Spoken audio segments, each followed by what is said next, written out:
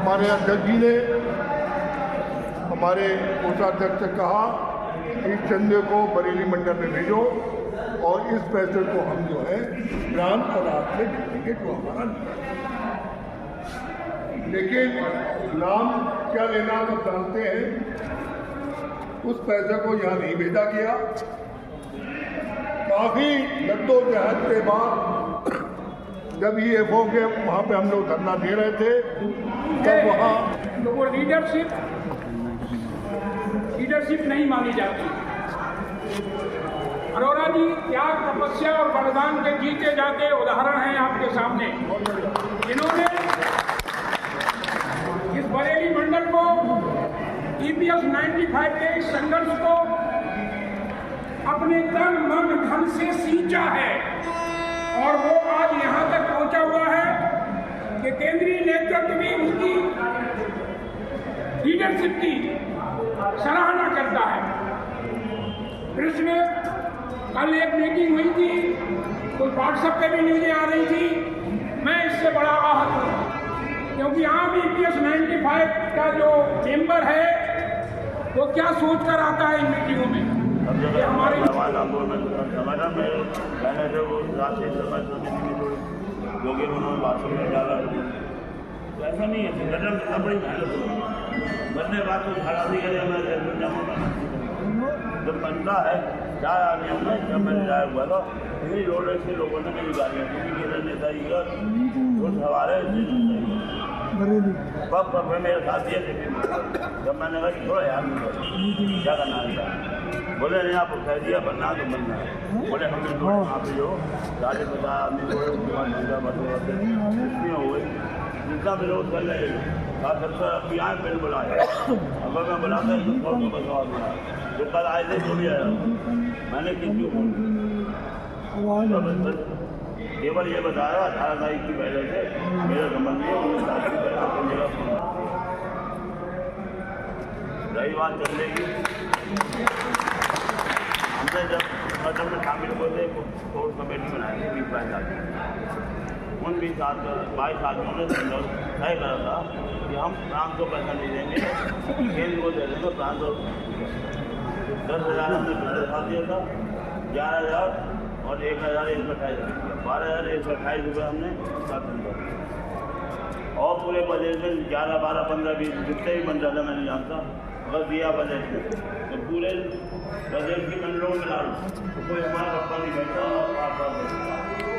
एक बार बीवी का बोला था 30,000 में 25,000 रुपये और उन्होंने पहले बनाया था 25,000 बात तो मुझे बतानी थी।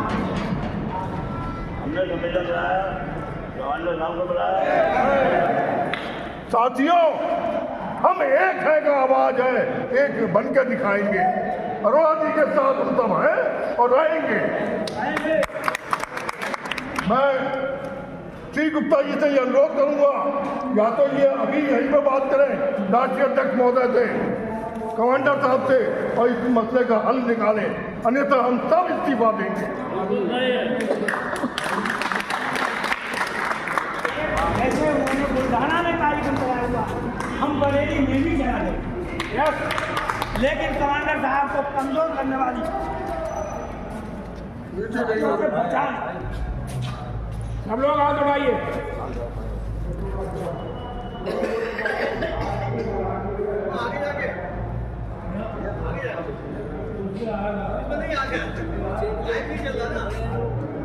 प्रांतीय अध्यक्ष मुर्दाबाद, प्रांतीय अध्यक्ष मुर्दाबाद, प्रांतीय अध्यक्ष मुर्दाबाद।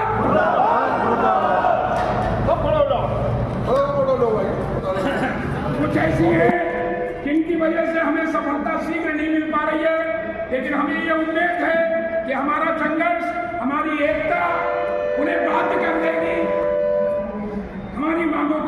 के लिए।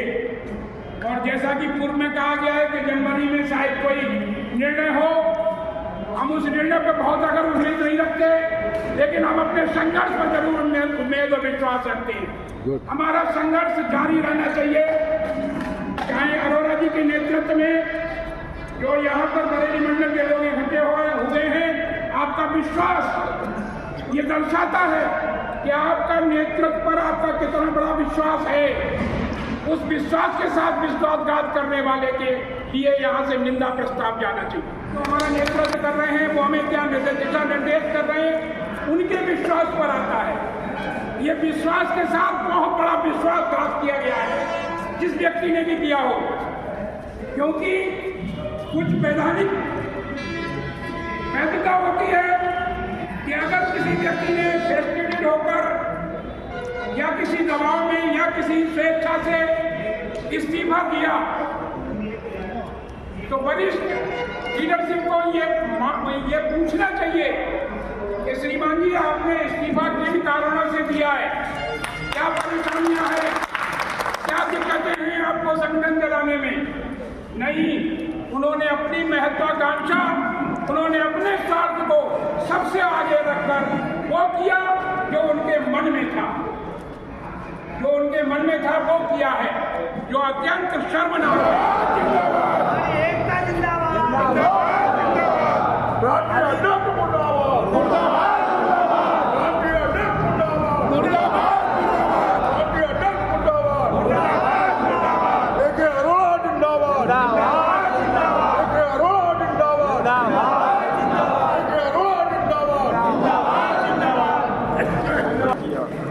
अपने प्रोग्राम को स्थिर करते हैं और सरकार बहुत ही इस पर विचार करती है।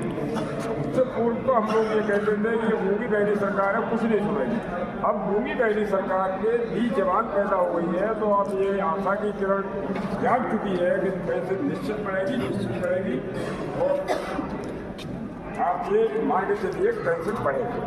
अब मैं संगठन पर बोलूँगा, कमांडर साहब का दौरा था विभिन्न प्रदेशों का, तो 23 तारीख को प्रयागराज का दौरा करने के बाद वो कानपुर आए थे। तब मैंने बंद कमरे में कमांडर साहब से ये कहा था कि माननीय ओम शंकर तिवारी को जब से आपने प्रदेश अध्यक्ष बनाया है, तब से ही उत्तर प्रदेश विभिन्न खेमों में बंट चुका है। तब तक आपके बरेली मंडल में कोई चिंगारी नहीं लगी थी। उससे पूर्व मैंने कहा कमांडर साहब से, तो कमांडर साहब ने विचार किया। अब जो अरोड़ा साहब ने ये त्यागपत्र दिया, इस विषय में मैं आने से पूर्व कमांडर साहब से और यावत साहब से गंभीर वार्तालाप कर चुका हूँ और कमांडर साहब ने मुझे आश्वासन दिया है। उस कमांडर साहब के आश्वासन पर मैं आप लोगों को आश्वस्त करता हूँ कि आपके अरोड़ा जी ही मंडल अध्यक्ष बनेंगे।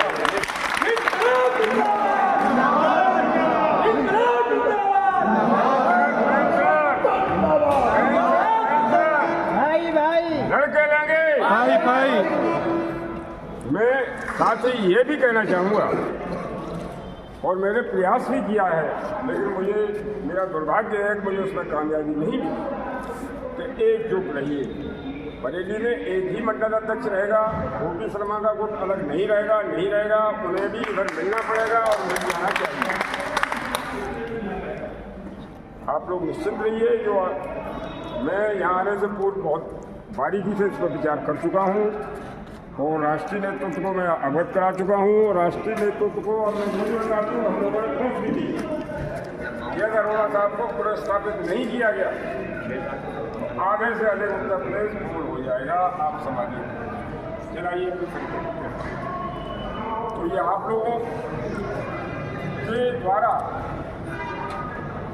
मुझे इस पद पर बिठाया गया है, उस पद की गरिमा रखते हुए ये मैंने काम किया है। इन्हीं शब्दों के साथ निश्चित होगी और निश्चित जभी होगी हम सब एक होके काम करें, अलग अलग कह के डिवाइड रह के नहीं रहेंगे, एक मंच पे रहेंगे। श्री ओम शंकर तिवारी जी के विषय में सिर्फ मेरे पास एक फोन आया था, निर्विरोध मेरे लिए जिला अध्यक्ष आपने घोषित किया था। 3 महीने हो गए, यहाँ से उसकी पुष्टिकरण के लिए हमारे अधिकारियों ने कोई चिट्ठी नहीं भेजी जिससे हम वहाँ से पुष्टि हो सके कि हाँ हम जिला अध्यक्ष हो गए। अब तो मनोनीत आज भी हैं जैसे थे हमसे कहा गंगा प्रसाद जी ने क्या काम कर रहे हो? अरे हमने कहा हम पद पर नहीं, पद के लिए नहीं आए हैं। इन्होंने संगठन खड़ा किया अरोड़ा जी ने, और